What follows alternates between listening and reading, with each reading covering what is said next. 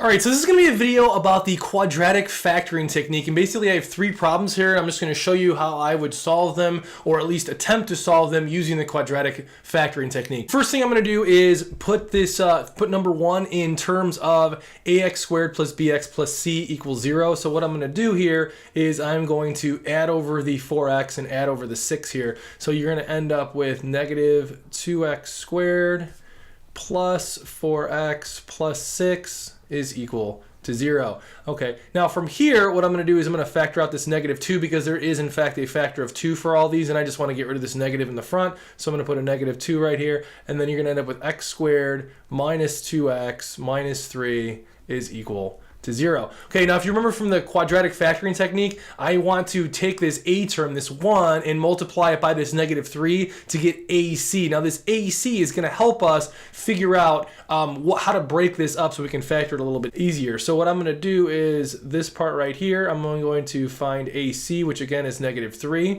and then I'm going to take this b term, which is negative 2, and I need to think of two numbers that add to get negative 2 that multiply to get negative 3. And just to kind of save you time, I'll just tell you those numbers are going to be negative 3 and 1. So negative 3 plus positive 1 is going to be equal to negative 2. Negative 3 times positive 1 is going to be equal to negative 3. Okay, now from here, I am going to break up this right here. I'm going to ignore this negative 2 for now. I'm just going to focus on this one right here. So it's going to be x squared plus negative 3x because of this negative 3 here, right? And then I'm going to do plus 1x because of this 1 right here, and then minus 3.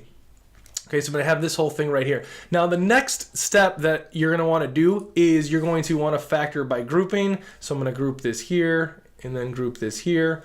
Okay, the greatest common factor between these two would be x. So I'm going to factor that out really quick. You get x times x minus 3 quantity plus, and then the greatest common factor here is actually just going to be 1. So I'm going to factor out a 1. And you get x minus 3 like so. Okay, and from here I'm going to multiply this entire thing by negative 2. Okay, because of this negative 2 down right here. So I'm just going to drop this down here, and then it set it equal to 0 still. Now I could have done this before, but I'm going to divide both sides by this negative 2. So if I divide both sides by negative 2, so I'm going to go real quick. Divided by negative 2, right here, divided by negative 2. Okay, these negative 2 are going to cancel right here. This right here is going to cancel, so you're going to end up with 0 anyway. So you kind of just could have ignored that negative 2 for all intents and purposes for the solving. For actual factoring, you're going to want to keep that negative 2, but in this case for the solving, we don't need to worry about it so much. Okay, now for these two right here, I have the greatest common factor between these two terms is x minus 3. So what I'm going to do is I'm going to put an x minus 3 in front. And then if I factor out an x minus 3, you're going to be left with x right here. So it's going to be x. And then if I factor out an x minus 3 here, you're going to get plus 1. So you end up with plus 1 like this. Okay, now from here, what I'm going to do is zero product property. I'm going to set each of these products, each of these factors, this x minus 3 and this x plus 1 equal to 0. So we're going to do x minus 3 equals 0 and x plus 1 equals 0. I'm going to solve each of these. You should get x equals 3. And x equals negative 1. So those would be the two answers using quadratic factoring technique to solve number 1.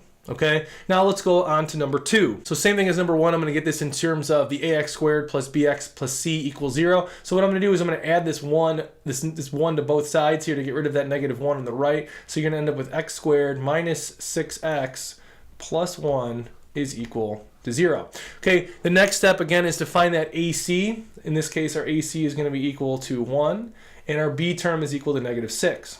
Okay, now we need to find two numbers that add up to get negative 6 and multiply to get 1. The problem with this is that the factors of 1 are just going to be 1 and 1. The only numbers that you can ever get to multiply to get 1 would be 1 and 1. So because of that, this negative 6 right here, you're not going to be able to find two numbers that add up to get negative 6 that also multiply to get 1. So this one's actually going to be not factorable. Okay, so you can't factor it. So we're actually not able to solve this problem with quadratic factoring technique, and that's a problem. So we need to figure out a way of solving this quadratic equation that will actually work. Okay, again, factoring technique will not work. So we need to come up with other techniques that are going to be able to solve number 2. Let's go on to number 3.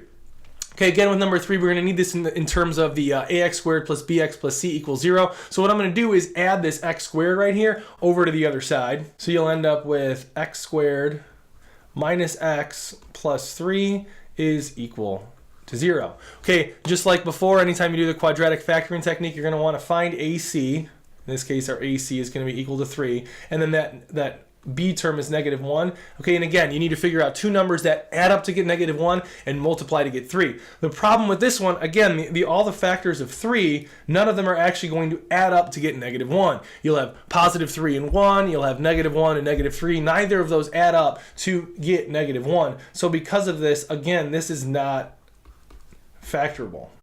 In fact, 9 times out of 10, the problems aren't really going to be factorable, because the only ones that are actually factorable are more of the contrived problems. In real life, you're not going to see these numbers that just work out so easily that they just break down like number 1. Most of the numbers, most of the time, you're going to have things like number 2 and number 3, and you cannot factor them, but we still need to figure out ways to solve them. So the next techniques that we're going to be going over involve ways of solving 2 and 3, problems that do not just factor easily. So if you have any questions about anything in this video, let me know.